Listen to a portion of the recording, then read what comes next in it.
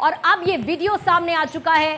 भारत 24 पर घटना स्थल की पहली तस्वीर एक्सक्लूसिव इस वक्त आपके सामने है। देखिए संकरी रोड और यहीं से क्रॉस करता वो तूफान वाहन। इससे पहले रेकी कर बड़ी संख्या में नक्सलियों का मौजूद रहना। अगर आप 2 साल पहले जो हमला हुआ उस पर में अगर आप उस पर जाएंगे तो उसी में इसी तरीके से हमला किया गया था, बल्कि लॉन्चर का इस्तेमाल किया गया था और यहां पर आईडी बिछाकर इस वाहन को टारगेट किया गया। आप धमाके की आवाज भी सुन पाएंगे, ब्लास्ट की आवाज भी सुन पाएंगे और भारत 24 पर घटनास्थल की ये पहली तस्वीर आपके सामने है। शहीद हो गए। तो देखिए लगातार तस्वीरें आपको दिखा रहे हैं। भारत 24 पर घटनास्थल की पहली तस्वीर आपके टीवी स्क्रीन पर है। छत्तीसगढ़ सरकार को हर संभव मदद का भरोसा दिलाया गया है, लेकिन आप देखिए कितना बुरी तरीके से यहाँ पर अटैक किया गया और उसकी तस्वीरें लगातार भारत 24 आपको दिखा भी रहा है। इधर अमित शाह और इसके साथ साथ उत्तर प्रदेश के मुख्यमंत्री योगी आदित्यनाथ ने भी ट्वीट किया है। ये भी आपको बता दें कि नक्सली हमले पर सीएम योगी आदित्यनाथ ने ट्वीट करते हुए कहा कि छत्तीसगढ़ में शहीद वीर सपूतों को विनम्र श्रद्धांजलि। वो तस्वीर जो कि कुछ देर पहले हमने आपको दिखाई थी, लेकिन दूसरी तस्वीर जिसमें आप साफ तौर पर देख सकते हैं किस तरह से अटैक किया गया और इसी के साथ साथ आप आवाज भी सुन सकते हैं कि कैसे ब्लास्ट हुआ और उसके बाद ये तस्वीरें निकलकर सामने आई। तो देखिए लगातार 2 तस्वीरें आपकी स्क्रीन पर एक्सक्लूसिव भारत 24 पल की अपडेट्स आप तक पहुंचा रहा है। 2 तस्वीरें फिलहाल। ये तस्वीर देखिए घटनास्थल की जहां पर ये ब्लास्ट होता है। आईईडी ब्लास्ट में हमारे 10 जवान शहीद हो जाते हैं, एक ड्राइवर शहीद हो जाता है। कुल मिलाकर 11 जवानों की शहादत यहां पर हो जाती है। भारत 24 पर घटनास्थल की पहली तस्वीर लगातार आपकी स्क्रीन पर एक्सक्लूसिव आप देख रहे हैं। फिलहाल इसके ऊपर तमाम जो आला अधिकारी हैं वो नजर बनाए हुए हैं। खुद सीएम भूपेश बघेल ने भी आपको रोकते हुए, क्योंकि ये तस्वीरें बहुत महत्वपूर्ण है। ये वो जगह जहां पर आईईडी ब्लास्ट किया गया, ये वो गाड़ी, वो तूफान वाहन काउंटर की क्योंकि मुठभेड़ की खबर मिल रही है। दूसरी तस्वीर इस वक्त उसके सामने है और इस बात से इस तस्वीर से अंदाजा लगाया जा सकता है कि जिस वक्त उस तूफान वाहन को आईडी से ब्लास्ट किया गया उस वक्त की स्थिति क्या होगी। जमीन में गहरा गड्ढा आपको नजर आएगा और इधर उधर उस तूफान वाहन के बिखरे हुए हिस्से आपको नजर आएंगे। कुछ डेड बॉडीज इस वक्त आपको नजर आ रही है, आपको एम्बुलेंस तस्वीर में नजर आ रही है और वहीं पर जवान सुरक्षा बल इस वक्त मौजूद है ऑन द स्पॉट। बड़े अधिकारी रवाना हो चुके थे, उनके भी पहुंचने की खबर है और दूसरी तरफ अभी भी एनकाउंटर चल रहा है क्योंकि नक्सली वहां पर मौजूद हैं और उनकी सुरक्षा बलों के साथ इस वक्त मुठभेड़ चल रही है। नक्सलियों को घेर लिया गया है। साक्षी, अभी की यही खबर है कि एनकाउंटर भी जारी है। बिल्कुल, और गड्ढे को देखकर अनुमान लगाया जा सकता है कि कितना भीषण ये आईडी ब्लास्ट रहा होगा। पूरे वाहन के परखच्चे उड़ गए हैं और इस बीच हमारे जवान शहीद हो गए। वहीं दूसरी तस्वीर घटनास्थल की जहां पर अभी भी मुठभेड़ बताया जा रहा है नक्सलियों के बीच में और सुरक्षा बलों के बीच में जारी है। तो 2 तस्वीरें लगातार हम आपको दिखा और चलिए अखिलेश सोलंकी लगातार बने हुए हैं। अखिलेश, जिस तरीके से तस्वीरें हम लगातार दर्शकों तक पहुंचा रहे हैं, एक तरफ जहां पर सुरक्षा बल वहां पर मौजूद है, मुठभेड़ लगातार जारी, और दूसरी तरफ ये तस्वीर भी निकलकर सामने आई बख्तरबंद वाहन की। बिल्कुल, ये तस्वीर देखकर आप अंदाजा लगाइए कि ये नक्सली किसके लिए लड़ रहे हैं। इसमें जो नाम बताए गए, जो पूर्णिमा नाम बता रही थी, आप नाम जरा देखिए, उसमें छत्तीसगढ़ के बच्चे हैं, छत्तीसगढ़ के जिलों के बच्चे हैं, डिस्ट्रिक्ट रिजर्व गार्ड के लोग हैं, उन्हीं को आप मार रहे हो। तो नक्सली किसके हक की लड़ाई लड़ रहे हैं? नक्सलियों का बदनुमा चेहरा जो है साफ तौर पर निकल के सामने आ रहा है इस घटना के बाद से। और ये जो ब्लास्ट की तस्वीर हम लगातार दिखा रहे हैं, आईडी ब्लास्ट में जिस तरह से परखच्चे उड़े हैं, अपने ही बच्चों को, अपने ही लोगों को नक्सली मार रहे हैं। तो इनके खिलाफ काउंटर ऑपरेशन लगातार वहां पर चल रहा है, जिस तरह की जानकारी है। और जानकारी मैं बता दूं कि कहीं ना कहीं कुछ चूक भी है, क्योंकि बस्तर में नक्सलियों का TCOC technical counter offensive campaign चल रहा है और इस दौरान ये माना जाता है कि नक्सली जब TCOC करते हैं तो कोई बड़ी कार्रवाई को अंजाम देते हैं। तो कहीं ना कहीं एक चूक सुरक्षा की दृष्टि से जरूर हुई है। एक और जानकारी कि 2 ट्रेनों को वहां पर कैंसिल किया गया, जो इस तरफ जा रही थी, उन 2 ट्रेनों को कैंसिल किया गया है। बस्तर किरंदुल विशाखापट्टनम और नाइट एक्सप्रेस, इसको कैंसिल किया गया। सुरक्षा के लिहाज से तमाम एक तरह से कवायद वहां पर की जा रही है, लेकिन ये तस्वीरें स्पॉट पर इस वक्त जाना होगा जहां पर ये घटना हुई। हमारे संवाददाता बप्पी राय इस वक्त वहीं पर मौजूद हैं। बप्पी, जरा बताइए क्या तस्वीरें इस वक्त आप देख पा रहे हैं जहां पर ये ब्लास्ट हुआ है। एक्सक्लूसिव तस्वीर एक हमारे पास है, लेकिन अभी किस तरीके के डेवलपमेंट्स हो रहे हैं वहां पर? लगभग 50 किलो का बारूद लगाकर माओवादियों ने घटना को अंजाम दिया है।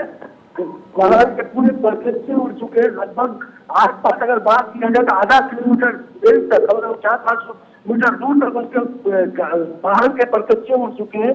सभी जवानों पूरी जगह से 100% हो चुका है।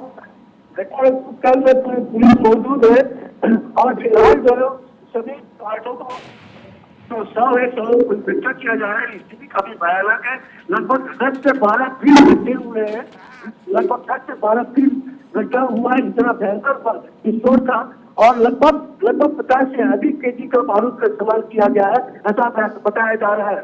अभी फिलहाल DIG police, DIG, CRPF, SP घटनास्थल पर मौजूद है और पूरी बाकी जानकारी अपडेट कर रही है।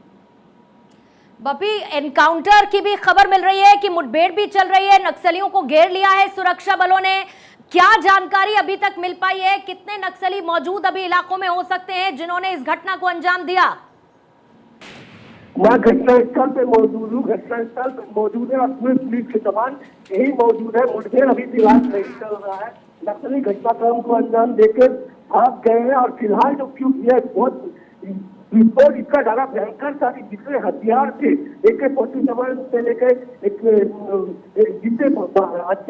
FLR के तो हथियार थे उनसे भी परकच्चे उठ चुके हैं, पूरी तरीके से टूट चुकी है। मुठभेड़ अभी फिलहाल नहीं चल रही है। घटनास्थल में मैं मौजूद हूँ। घटनास्थल में पुलिस के अधिकारी मौजूद है और फिलहाल जो 100 है उन 100 को इकट्ठा किया जा रहा है। 7 से 8 एम्बुलेंस यहाँ पे आया हुआ है। उन एम्बुलेंसों के माध्यम से सभी जवानों को जो 100 है उन 100 को जिला मुख्यालय में लिया जाएगा।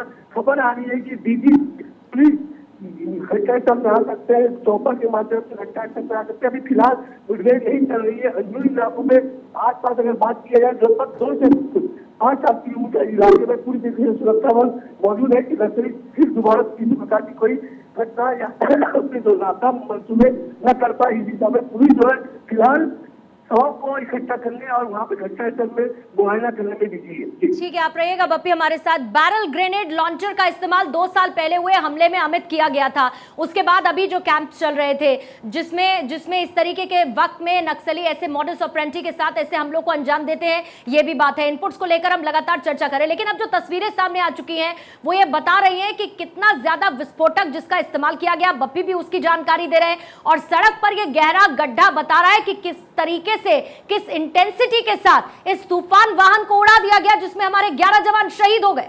जो नक्सली हमले में 11 जवानों के शहीद होने का समाचार मिला है, ये समाचार अत्यंत हृदय विदारक है, दुखद है और इस घटना की जितने भर्त्सना की जाए, जितनी निंदा की जाए वो कम है। मैं वीर शहीदों के प्रति अपनी विनम्र श्रद्धांजलि अर्पित करता हूं, उनके परिजनों के प्रति संवेदना व्यक्त करता हूं और निश्चित रूप से हम सबको आगे बढ़कर इस दिशा में अब सोचने की और काम करने की जरूरत है। साहू को आप सुन रहे थे, बीजेपी प्रदेश अध्यक्ष छत्तीसगढ़। अमित, आप अपनी बात पूरी कीजिए।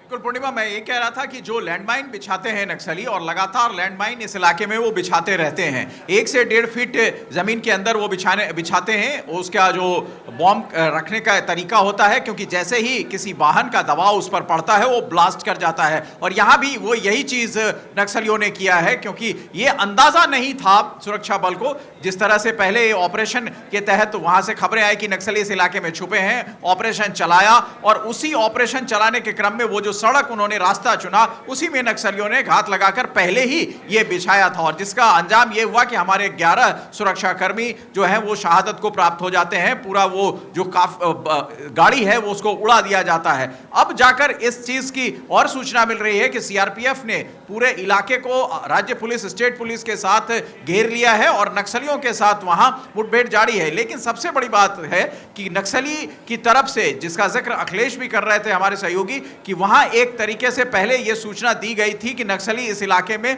कुछ गतिविधि अपनी कर सकते हैं, छुपे हैं तो गतिविधि को अंजाम देंगे। और यही नहीं, अगर नक्सलियों पर 24-48 घंटे के अंदर कुछ ना कुछ ठोस कार्रवाई नहीं की गई तो निश्चित तौर पर वो दूसरी घटना को भी अंजाम दे सकते हैं। इसीलिए 2 ट्रेनों को रद्द किया गया है। यहां पूरे इलाके में सघन छापेमारी है, रेड अलर्ट जारी किया गया है ताकि नक्सली कहीं भाग भी ना सके, उनका कोई मूवमेंट ना हो सके, क्योंकि उनको घेरा जा चुका है। तो नक्सलियों को अब जो है उस पर कैसे काबू किया जाए उस कोशिश में राज्य पुलिस और पूरा सीआरपीएफ लगा हुआ है।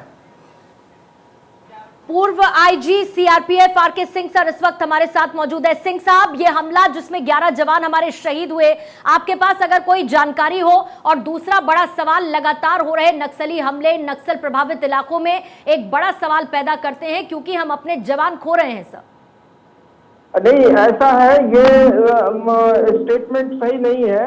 हम लोग बहुत ऑफेंसिव भी हैं और डोमिनेट कर रहे हैं एरिया को। नक्सली जो है ये डोमिनेट नहीं कर रहे हैं, और ये इन लोगों का जैसे भागते हुए जो बुझता हुआ दिया है ना, वो होता है। We are dominating them. ये इंसिडेंट हुआ है, बहुत ही दुखद है। हम उसके लिए अपने जवानों को हमारी सहानुभूति है, लेकिन ये चीजें तो इस इलाके में हो सकती हैं, ऐसी संभावनाएं बट सर यू डू रहती अंडरस्टैंड हैं। द चैलेंजेस, चुनौतियां तो आप बहुत बेहतर तरीके से समझते हैं, और अभी भी इस तरीके के कैंप्स लगाए जा रहे थे जिसमें ये जानकारी होती है कि नक्सल ऐसे हमलों को अंजाम नक्सली दे सकते हैं। क्या हमारे पास इनपुट्स नहीं थे? और दूसरी तरफ जब ये तूफान वाहन वहां से क्रॉस कर रहा था तो हम तो मॉडस ऑपरेंडी जानते हैं, हम जानते हैं कि लैंडमाइंस बिछाकर आईडी ब्लास्ट करते हुए नक्सली एम्बुश लगाकर ऐसे हमलों को अंजाम देते हैं। हाँ, ये बात तो सही है आपकी, और हमारे जवानों ने प्रिकॉशंस लिए होंगे, लेकिन हादसे यूं ही होते हैं जब प्रिकॉशन लेने के बावजूद भी कहीं सर 11 जवान शहीद हुए हैं, 11 जवान शहीद हुए हैं। इनके जो वाहन होते हैं सर, वो किस तरीके से प्रोटेक्टेड होते हैं ये क्या बताने की जरूरत है? हम ये जानते हैं कि जहां पर नक्सल प्रभावित इलाके हैं वहां जवानों के लिए हमारे स्पेशल मेजर्स होते हैं जब उनकी पेट्रोलिंग होती है या उनके मूवमेंट होते हैं, ताकि किसी भी इस तरीके के ब्लास्ट में वो उसकी चपेट में ना आए, उससे वो बच सके। नहीं, ये सारी चीजें होती हैं, आप सही हैं, लेकिन ऐसा है कि ये हादसे हो जाते हैं कभी कभी। जरा सी भी चूक हो जाए, देखिए हम लोग 100 में से 99.9 इंसिडेंट्स को अवॉइड कर पाते हैं। सर आप तो पूर्व आईजी हैं सीआरपीएफ के, मैंने तो शुरू इसी से किया कि आपको तो चैलेंजेस बहुत अच्छी तरीके से पता है, और आपको ये भी पता है कि अगर जवानों की शहादत जितनी हुई उनकी संख्या आप गिनने पर आएंगे तो वो बहुत बड़ी होगी सर।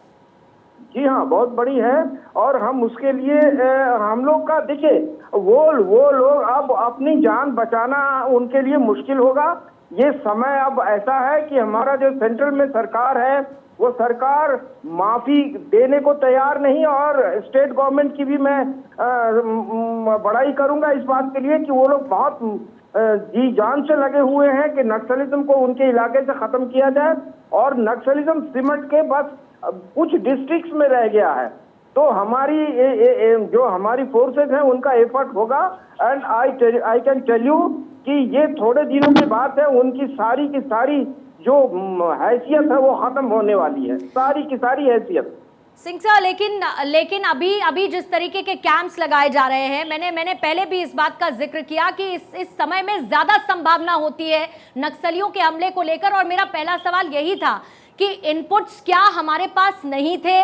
क्योंकि इससे पहले जब चिट्ठी भेजी गई तो एक हफ्ते पहले हमारे पास इनपुट्स तो है ना लगातार नक्सलियों के इस कायराना हरकत को अंजाम देने के। हाँ, इनपुट्स रहता है, और इनपुट्स की कमी नहीं है, पर स्पेसिफिक इनपुट जो है वो बहुत मुश्किल से मिलता है। आप लोग शायद जब डिस्टर्ब एरिया में हम लोग रहे हुए हैं, और ऐसा होता है कि जो लोग हमारे अपने सिविलियंस, हमें उनसे कोई शिकायत नहीं है, लेकिन उनको खतरा ये होता है कि नक्सलाइट्स उन्हें गोली मार देंगे, उनकी जान ले लेंगे। अगर वो हमारे साथ कोई गद्दारी करते तो पुलिस फोर्स जो हमारी है पैरामिलिट्री, वो किसी सिविलियन की जान नहीं लेती इस आधार पर कि उसने मुझे गलत सूचना दी या इसने मुझे सूचना नहीं दी, लेकिन नक्सलाइट उनको जान से मार देते हैं। तो ये बहुत बड़ा फर्क है जो दिक्कत पैदा करता है। इंफॉर्मेशन इसीलिए मैंने कहा कि चैलेंजेस हैं, चुनौतियां हैं, ज्योग्राफिकली भी चैलेंजेस हैं, चुनौती है, बिल्कुल है, कोई शक नहीं है, बिल्कुल है सर। लेकिन अभी क्या आप इस पर कुछ जानकारी दे पाएंगे, क्योंकि एनकाउंटर को लेकर आपके पास ऐसी कोई जानकारी है सर? नहीं, हमारी जानकारी तो यही है कि हमारी फोर्सेज अब उनको ट्रैक डाउन करेगी, उसमें कोई दो राय नहीं है, और हमारी फोर्सेज ट्रैक डाउन करके जो भी इसमें ये पक्का है, you can write it down कि they will be neutralize very soon. This is what is expected from you sir, thank you so much हमसे बातचीत करने के लिए। और इस वक्त आप सुन रहे थे, और दूसरी तरफ तस्वीरें लगातार हम दिखा रहे हैं इस हमले को लेकर। एक तरफ जहां एनकाउंटर की भी खबरें मिल रही हैं, तो दूसरी तरफ उस स्पॉट की तस्वीर है जहां पर ब्लास्ट हुआ, आईडी ब्लास्ट होता है, और हमारे 11 जवान जिसमें शहीद हुए हैं। पलक भी लगातार बने हुए हमारे साथ अखिलेश, जिस तरीके से तस्वीरें हम लगातार दर्शकों तक पहुंचा रहे हैं, वो आवाज, धमाकों की आवाज, वो गूंज भी सुनाई दे रही है। और क्या क्या कुछ आपके पास अपडेट इस पूरे मामले को लेकर? जानकारी है, जैसे अधिकारी बात कर रहे थे कि इस गूंज का जवाब पुरजोर तरीके से देने की तैयारी है सीआरपीएफ की तरफ से, और जो फोर्सेस हैं वो पूरे इलाके को कॉर्डन ऑफ कर रही हैं और नक्सलियों की सर्चिंग की जा रही है। जिन्होंने भी इसमें बड़ी कार्रवाई देखने को मिलेगी और ये जल्द मिलेगी, इस तरह के इनपुट्स हैं। लेकिन जो शहादत हुई है वो बहुत दुखद है, और शहादत के बाद कहीं ना कहीं, जो मैं पहले बात कह रहा था कि डिस्ट्रिक्ट रिजर्व गार्ड थे, ये छत्तीसगढ़ के बच्चे थे। अभी तक आपने देखा सीआरपीएफ के जवानों पर अक्सर हमला होते थे, होना ये नक्सलियों के मंसूबे हैं, जो नक्सलवाद के साथ छत्तीसगढ़िया की बात करते थे। छत्तीसगढ़ के बच्चों को, जवान बच्चों को अगर आप आईईडी ब्लास्ट में उड़ाएंगे तो आपका मोटो क्या है, आप किस तरफ आगे बढ़ रहे देखना होगा। और जैसे लगातार जानकारी भी है कि अब छत्तीसगढ़ है और ये सिमट जो है वही तड़प के रूप में उनकी निकल रही है। आईईडी ब्लास्ट यानी कि चोरी छुपे एक ब्लास्ट करके आप भाग जा रहे हैं। जी